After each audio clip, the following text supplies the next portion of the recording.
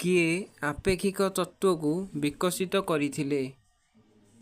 Option A Aristotle, option B Albert Einstein, option C Galileo Galilei ଏବଂ option D Newton.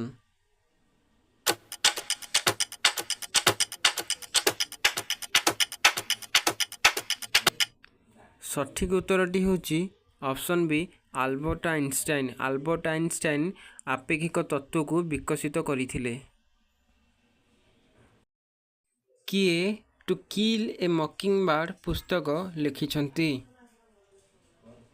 Option A William Shakespeare, option B Kalidas, option C Kalhana, option D Harper Lee.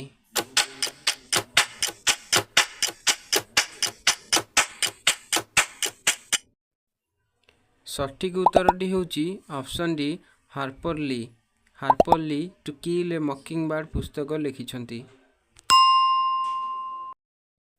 Harry Potter ସିରିଜର ଲେଖକ କିଏ?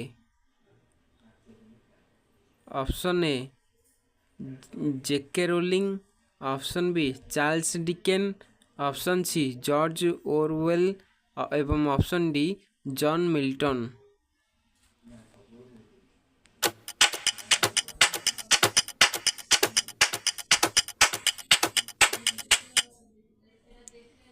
ସଠିକ୍ ଉତ୍ତରଟି ହେଉଛି option A J K. Rowling. J K. Rowling ହେଉଛନ୍ତି Harry Potter ସିରିଜର ଲେଖକ। ପେନିସିଲିନ୍ କିଏ ଆବିଷ୍କାର କରିଥିଲେ? Option A Charles Babbage, option B Karl Benz, option C Marconi ଏବଂ ଅପସନ୍ ଡି ଆଲେକ୍ଜାଣ୍ଡାର ଫ୍ଲେମିଂ।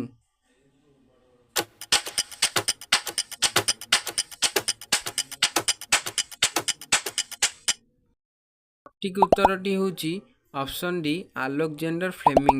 ପେନିସିଲିନ୍ର ଆବିଷ୍କାରକ ହେଉଛନ୍ତି ଆଲେକ୍ଜାଣ୍ଡାର ଫ୍ଲେମିଂ। ଦୁନିଆର ସବୁଠାରୁ ବଡ଼ ପକ୍ଷୀର ନାମ କ'ଣ? ଅପସନ୍ ଏ ଚିଲ ପକ୍ଷୀ, ଅପସନ୍ ବି ଓଟ ପକ୍ଷୀ, ଅପସନ୍ ସି ଏମୁ ପକ୍ଷୀ ଏବଂ ଅପସନ୍ ଡି ଡୋଡୋ ପକ୍ଷୀ।